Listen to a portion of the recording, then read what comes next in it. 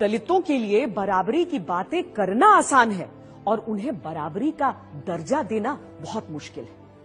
अछूतों को समाज में बराबरी का दर्जा देने के लिए आरक्षण के सवाल पर सभा बंटी हुई थी। ऐसे कई सदस्य थे जो ऐसा मानते थे कि अगर आरक्षण को लागू किया गया तो देश अगड़ों और पिछड़ों में बंट जाएगा।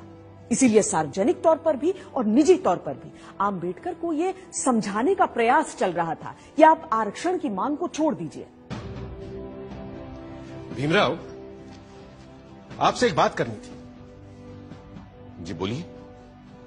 आपने तो देखा ही है सभा में कितने लोग सरकारी नौकरियों में आरक्षण का विरोध कर रहे हैं। अब अगर शेड्यूल कास्ट और शेड्यूल ट्राइब वालों को आरक्षण दिया गया तो आप तो जानते ही हैं फिर सिख, ईसाई, पारसी, मुसलमान कोई पीछे नहीं रह जाएगा।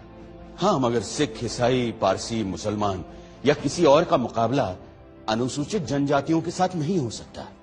ये सारी जातियां पैसे वाली भी हैं और सोशली सिक्योर्ड भी। ठीक बात है, पर अगर एक बार आरक्षण का दरवाजा खुल गया तो देखिएगा सभी लोग अपना हक मांगेंगे और हिंदुओं के लिए सरकारी नौकरियों में जगह नहीं बचेगी, जबकि संख्या में वो सबसे ज्यादा है। आप चाहते क्या हैं? सिर्फ मैं ही नहीं, सरदार पटेल भी यही चाहते हैं कि हो सके तो संविधान में आरक्षण की बात ही हटा दी जाए। मेरे रहते संविधान से आरक्षण नहीं हटने वाला, चाहे आप कितना भी जोर लगा लें मुझी जी। पर कोई रास्ता तो हो सकता है ना? हाँ, एक रास्ता है।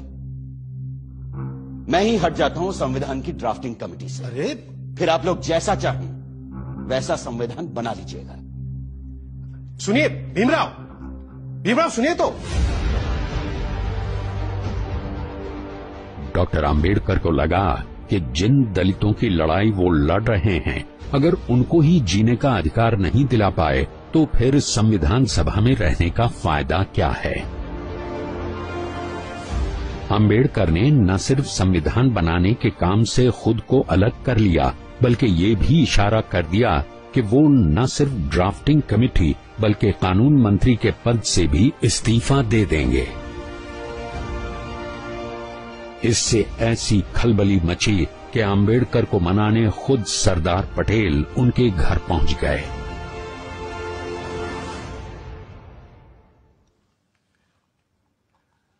मुंशी जी की बातों से आप नाराज हो गए भीमराव? लेकिन वो तो आपकी बात लेकर आए थे मेरे पास, इसीलिए मैंने कहा कि मैं ही ड्राफ्टिंग कमेटी से हट जाता हूं। आप तो जानते हैं कांग्रेस क्या पूरे भारत में दूसरा और कोई है ही नहीं जो हमारे संविधान को आकार दे सके। खुद बापू भी यही कहा करते थे। लेकिन आप उनकी बात मानते कहां हैं पटेल जी? गांधी जी पिछड़ों को रिजर्वेशन देने की मेरी तजवीज से सहमत थे। पंडित नेहरू ने तो खुद पंडित होते हुए भी यह कहा कि सदियों से हिंदुओं ने निरीह अछूतों और आदिम जातियों को बेबसी, दरिद्रता और अशिक्षा में रखा।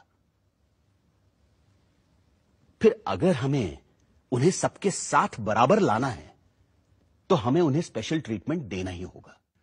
आपकी बात सही है, पर आप तो जानते हैं कि बड़े पदों पर हम मेरिट के आधार पर ही लोगों को ले पाएंगे।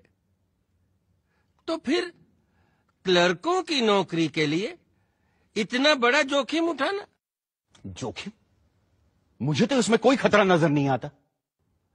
खतरा यह है कि अगर हमने एक विशेष वर्ग को आरक्षण दे दिया तो बाकी के लोग भी आरक्षण की मांग करेंगे और भारत भर में जातिवाद का ये जहर फैलता जाएगा। जहर तो हमने पिया है सदियों से और फिर भी हम जिंदा हैं। रीढ़ की हड्डी तोड़ डाली आप लोगों ने हमारी, फिर भी हम लोग खड़े हैं। अरे एक बार हमें अपने बराबर आने का मौका तो दीजिए पटेल जी, फिर देखिए कैसे हम आगे निकल जाते हैं। और यह काम बिना आरक्षण के नहीं होगा। अगर फिर भी मेरी बातें आपको जहरीली लग रही हैं तो मैंने अपना इस्तीफा तैयार रखा है, आप खुद लेते जाइएगा। मैं बड़ा जिद्दी आदमी हूं आंबेडकर जी, लेकिन मूर्ख नहीं हूं। किसान हूं। देखकर ही बता सकता हूं कि कौन सा बीज कल मुझे अच्छी फसल देगा।